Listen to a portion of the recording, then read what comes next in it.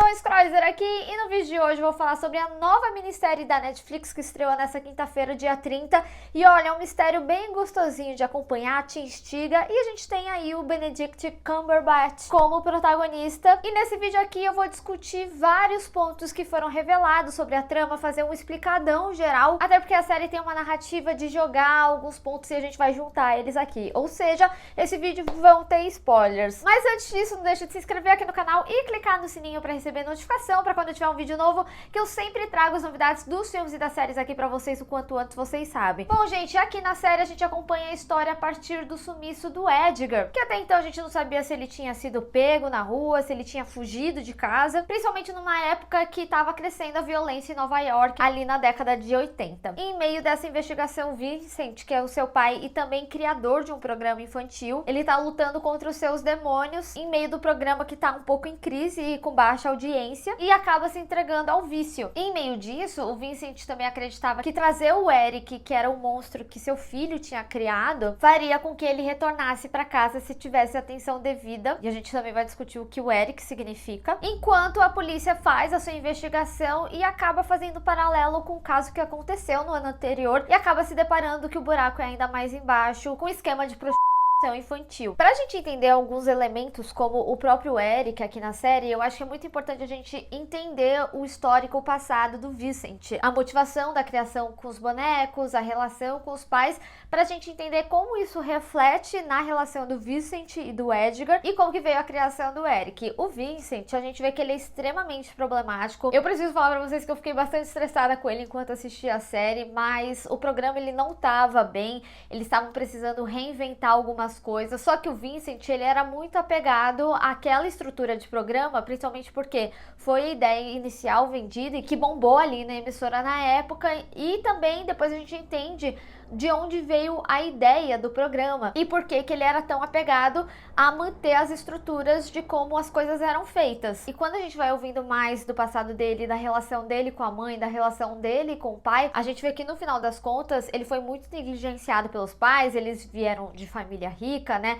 A gente vê inclusive que ele não concorda com muitos âmbitos políticos do pai, que entra na discussão, né, o entorno que a série acaba trazendo sobre a discussão social, que eu também vou me aprofundar aqui. E quando o Vincent ele começa a ver e conversar com o Eric, a mãe fala que ele tá em crise de novo. E nesse momento tem uma frase que é muito importante pra gente entender o que aconteceu no passado dele, que ele fala que não era só porque a mãe não via, que eles não eram reais. Então o que me leva a crer que o Vincent ele tinha amigos imaginários, que ele conversava com esses amigos, e principalmente numa série que tem um foco tão grande de tantos preconceitos, né? A gente tem a abordagem do racismo, da homofobia e também da saúde mental. Era muito negligenciada naquela época, então ela achava que o filho não era criativo, né? Não era algo da infância, ele era maluco. Então ela começou a medicar ele muito cedo, ela ficava falando sobre esse psicólogo que ele ia, e em determinado momento na série revela que ele se medicava desde os 9 anos, o que inclusive até poderia ter acarretado o vício dele, né? Lá nos Estados Unidos a gente vê que tem um uso excessivo de opioide, eles não entram muito em detalhes, né, qual era a medicação que ele tomava ou como que ele foi tratado, e a gente vê justamente por ele não ser um filho normal, isso criou um afastamento com o pai, então ele não tinha muita relação com o pai, o que leva a gente, né, pra frase simbólica do programa que eles vivem falando, né? Seja bom, seja gentil, seja corajoso, mas principalmente seja diferente. Inclusive, no psicológico desse personagem, né, a gente vê que a criação do programa veio justamente do único momento de boa relação que ele tinha com o pai. Quando a gente chega no final e ele tem aquela conversa franca com o pai dele, porque em todos os momentos que ele encontra com o pai sempre tem um embate. O pai menospreza porque o Vincent sempre falava sobre a infância difícil que ele teve por causa dos pais, mas a criação do programa vinha justamente de uma memória boa que ele tinha com o pai, quando eles iam ali, né, no parque, e ele falava Good Morning Sunshine, que leva aí o nome do programa. Isso é muito importante a gente entender, até para entender a relação do Eric com o próprio Vincent. O que também me leva a crer outro ponto, né? Talvez não saber lidar com essa rejeição, ainda mais num personagem que é construída uma persona egocêntrica, né? Ególatra. Ele não presta atenção na esposa, não presta atenção no filho, o programa tem que ser do jeito dele, ele trata mal as pessoas, mas devido a isso, né, ele se tornou ali alcoólatra e se tornou essa persona autodestrutível quase um reflexo também do próprio pai, né? Porque a gente via que a relação dele com o Edgar também era de competição, que ele sempre ganhava, né? O próprio George, em determinado momento, fala: eu já vi várias vezes vocês apostando corrida e o menino se esforça para ganhar, mas você nunca deixa. Ou até mesmo quando ele fala da ideia do Eric, né? Ele não deixa o filho falar, ele fala que não era uma ideia boa. E no final, quem que é o Eric, né? O Eric era justamente o reflexo dessa parte, dessa persona ruim do pai dele, que era o que ele mais estava vendo. Quando a gente tem a apresentação do Eric ali na emissora, ele inclusive fala, né? O Eric, ele é tudo de ruim que existe em nós todos, os nossos defeitos. Mas pro Edgar, né, no artístico dele, é a projeção de quem é o pai. Então tem um determinado momento da série que a gente vê o Eric segurando uma garrafa que tem um álcool caindo. No primeiro episódio ele reproduz falas que o pai fala, então ele coloca o boneco falando fuck, fuck, fuck, fuck, ou thank you for your service, né, que é muito obrigado por seus serviços, que ele vê que tem um cara em condição de rua e que era um ex-militar, também abraçando, né, a discussão social da série. Então o Eric nada mais é que o Vincent, esse monstro do Vincent. E da mesma forma que o Vincent projetou o programa do momento com o pai, o Edgar projetou o Eric projetando a imagem do pai. E é até interessante porque quando a mãe percebe do que se tratava aquele desenho, ela fala que ele tinha o mesmo talento do pai dele. E é muito forte isso, principalmente quando o próprio Vincent, ele tem na concepção que bonecos falam o que eles não podem falar, né? Então, o Eric, ele era essa personificação desse monstro que ele via dentro do pai dele. E por conta disso tudo, né, leva a gente a outra questão, o que aconteceu com o Edgar, né? Que nem eu falei, inicialmente a gente acreditava que ele podia ter sido sequestrado, mas no final das contas a gente percebe que ele fugiu, porque a situação na casa dele era tão absurda, né? Os pais brigavam, assim, de uma maneira horrível, eles estavam se destruindo, a própria Cassie fala que ele sugava toda a vitalidade, né, das pessoas. A gente vê ele tratando mal as pessoas de uma maneira geral. E naquela manhã que o Vincent levaria ele pro colégio, ele acaba indo sozinho. Depois a gente inclusive descobre que o Vincent foi atrás sim, e foi o que causou, né, aquele sangue na blusa dele, que na realidade era o sangue dele de quando ele se machucou, porque ele foi atrás do filho, segurou ali na nuca dele, né, ele se machucou, e aí quando ele percebeu o sangue, ele segurou no filho, e o filho tava todo pasmo com aquela situação, o que leva mais uma vez, né, ele falando, relatando o medo que ele sentia do pai, e aí ele vai atrás do Yusuf, né, depois ele até revela que ele gostava muito da assinatura dele, e eu acho que é muito interessante, principalmente quando ele tem esse lado artístico, né, quando ele desenhou esse mapa de Nova York, que depois o Vincent vai até atrás dele, né, e ele pega os símbolos, né, que era o que levava pro caminho, tipo I Love New York, a própria pichação para ser o caminho deles irem ali pro subsolo do metrô, que era onde estavam as pessoas em condição de rua, e depois a gente vê a polícia, inclusive, expulsando as pessoas de lá de maneira brutal, principalmente quando ele é um menino que se comunica com a arte. A gente vê que ele é muito quietinho, muito bonzinho, né? Então a forma dele falar que o pai era um monstro é desenhando esse monstro, assim como o pai criava esses bonecos na sua solidão e ali ele tinha seus amigos imaginários. E em certo momento, né, o Yusuf, ele explica, inclusive pro Vincent, que o Edgar, ele tinha se machucado porque esse caminho que eles faziam ali pelo bueiro, quem não estava acostumado, era um caminho perigoso. Então ele revela que ele tinha caído e se machucado e que ele e a Raya tinham cuidado desses ferimentos dele, que ele estava ali já há um tempo, por isso que ele ficou tantos dias desaparecido, e a gente vê o momento que ele busca, e ali ele também vê uma oportunidade de mudar de vida, e a Raya já com outras intenções, né, querendo pagar a dívida dela de uso de drogas com o TJ, ainda mais depois que a gente descobre, né, que o TJ, ele era um cara que prostituía menores de idade. E por isso, quando a Raya tá levando ele pra mãe, né, supostamente, ia levar pro TJ, ele fica com tanto medo, porque ele já tinha sofrido aquela queda. Só que o caso dele só tomou essa devida proporção porque ele era simplesmente o neto do Robertson Anderson, que era dono de uma empreiteira muito grande, inclusive muito responsável por jogar as pessoas na rua, né, por despejar as pessoas e colocar algumas em situação de rua, para repaginar o bairro. Mas consecutivo a isso, né, as áreas elas iam tendo um aumento de violência, o que permitia que acontecessem coisas ilícitas como acontecia no Lux. Já era um esquema que vinha desde o Sierra,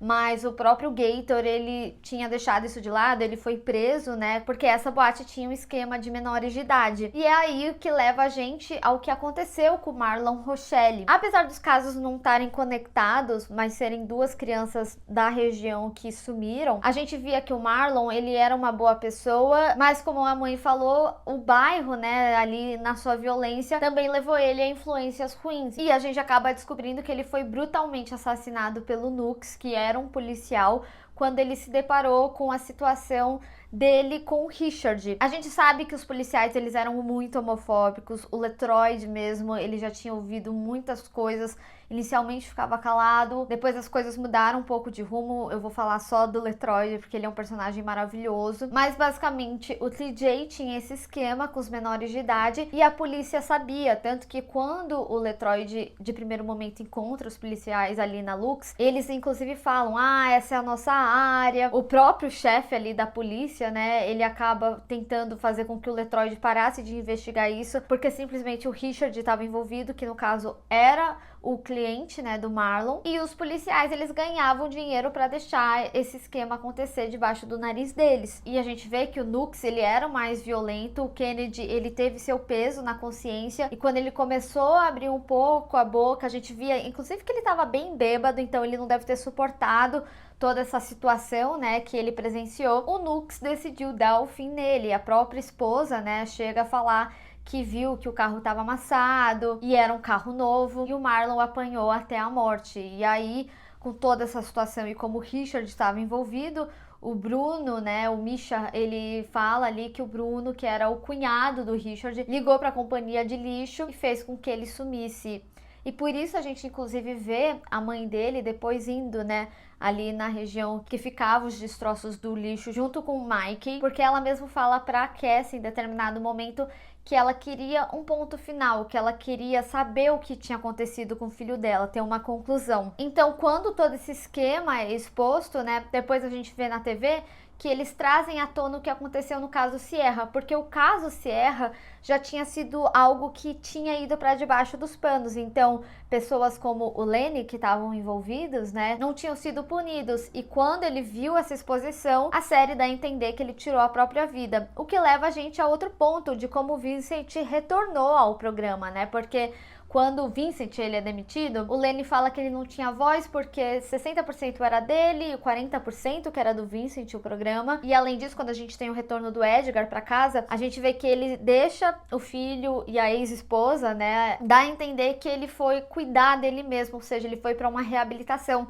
porque conforme ele foi ficando num estado pior e pior, a gente ia vendo os amigos, inclusive a Ronnie, que ele tratava super mal, falando que ele precisava de ajuda, que ele era uma pessoa com uma dependência. A própria Cassie já estava bem ciente disso também. E quando a gente pensa na jornada do Vincent, né, que eu vim falando desde a relação dos pais, a gente percebe que ali, quando ele tá indo atrás do Edgar, ele tá simplesmente no fundo do poço, porque ele perde o foco do objetivo dele, que era encontrar o filho. Por mais que ele estivesse sendo bem sucedido, ele ainda tinha suas feridas, ele tinha sido demitido. Ele sai desse caminho e ele acaba ali utilizando a droga e fica desacordado por causa do ato da polícia. Ele tem um vislumbre que viu o filho e ele perdeu a oportunidade. Na realidade, toda a situação, né, ele tem essa culpa de não ter ido com o filho até a escola, senão ele não teria fugido ou sido sequestrado, o que eles acreditavam no início, né, da série. Então é por isso que a gente vê aquela cena dele brigando com o Eric, porque é um momento que ele briga com seus demônios, que ele briga com seu monstro. A gente vê de maneira visual, né, mas é uma forma visual da série mostrar que ele precisava brigar com esse sentimento interno dele, até porque em determinado momento falam pra ele que ele tinha que parar de culpar os outros pelos problemas dele, que a solução estava nele, e isso é algo que o Eric fica relembrando ele em alguns momentos na série. É lógico que a gente tem todo esse contexto da história do Vincent e do Edgar, mas eu não poderia deixar de falar da história do Letroyd, porque também é uma jornada lindíssima de acompanhar, principalmente nas discussões sociais que a série traz. É muito importante reforçar, né, que a série ela se passa ali nos anos 80, então a gente vê ele numa situação que ele é um homem negro e gay e que ele precisa esconder esse lado dele, numa época que as pessoas se sentiam confortáveis de falar livremente, de ofender e de inúmeros preconceitos, e ele se via numa situação em que ele precisava se esconder. Ele era um homem que era casado e um homem que tinha AIDS. Eles trazem, né, nesse background a AIDS, principalmente quando o William morre. A irmã dele até fala que não deixaram ela nem encostar nele, que antigamente achavam que a AIDS era algo contagiosa, só de você estar próximo. Muita ignorância, ainda tem muita gente que pensa isso. E a morte do William, ele é muito marcante pro personagem, porque inicialmente a gente até via um Mike que ele reproduzia algumas coisas da polícia pelo ambiente que ele vivia. Então, por mais que ele desse atenção ao caso do Marlon, ainda assim foi um caso que foi mais deixado de lado, que o foco estava realmente ali no Edgar. Não teve o mesmo esforço simplesmente por ele também ser um garoto negro e pobre. Ou, por exemplo, prender o George sem ter motivo algum e não conferir o álibi dele, senão ele seria solto. E o William, ele era a única pessoa que acreditava nele, que apoiava ele. Então, muitas vezes, mesmo ele naquela condição, bastante debilitado já em casa, ele sabia que o Mike ele precisava fazer a investigação e ele vivia falando: se não for você, não vai ser ninguém. Então a morte do William foi uma forma também de honrar o nome dele, aquilo que ele acreditava nele, e entender a sua posição. Não ouvir mais desaforo, não ouvir mais frases homofóbicas e ficar quieto. Então ele passa a ser mais responsivo. Ele vê que por muitas vezes o chefe tentava desviar ele ali da investigação e ele queria fazer o trabalho dele, e ele passa a fazer. E a série traz essa estrutura, né, da corrupção, tanto na polícia colaborando, das grandes empreiteiras tirando as pessoas das suas casas e despejando as pessoas, deixando elas em situação de rua. Consecutivo a isso, os bairros ficando mais violentos. Nos anos 80, as crianças simplesmente desapareciam. Então a gente acompanha essas duas histórias em paralelo com uma vasta importância, e ambas falando sobre os preconceitos da época, sobre o sistema social. Então, dito tudo isso, eu gostei muito da série. Eu acho que ela é uma série que traz temáticas essenciais para serem discutidas. Eu acho que ela não tem uma narrativa convencional também.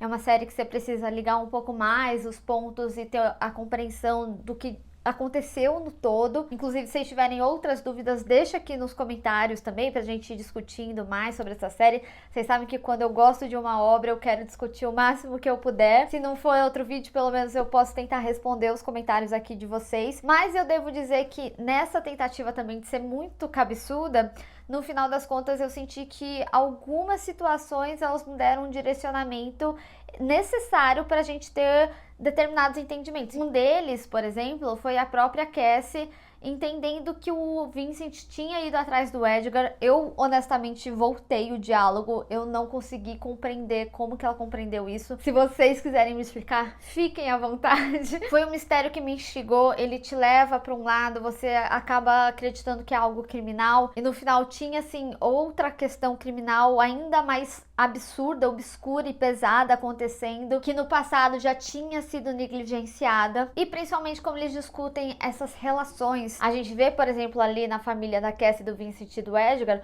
uma família completamente disfuncional. Já por outro lado, os Rochelle, uma família com muito amor e que infelizmente teve um fim trágico. Eu acho que é uma série pra gente refletir. Tem muitas coisas que são reproduzidas até hoje, infelizmente, mas eu preciso dizer que eu tive muita raiva do Vincent, mesmo tentando praticar minha empatia o máximo que eu podia, entendendo as condições dele. E eu acho que essa é a questão também, né? Eles trouxeram um tom muito realístico, pelo menos nesse sentido. O Eric era da mente, mas também fazia parte dele. A gente só tava vendo esse monstro de forma externa. Mas eu quero saber de vocês. Vocês tinham reparado nesses detalhes? Teve mais alguma coisa que você reparou e eu não falei aqui? Ou Ou se você tem uma dúvida, deixa aqui nos comentários. Enfim, vamos discutir. Bem, pessoal, espero que vocês tenham gostado desse vídeo. Não esquece de deixar o seu gostei e compartilhar nas redes sociais, inclusive me segue lá.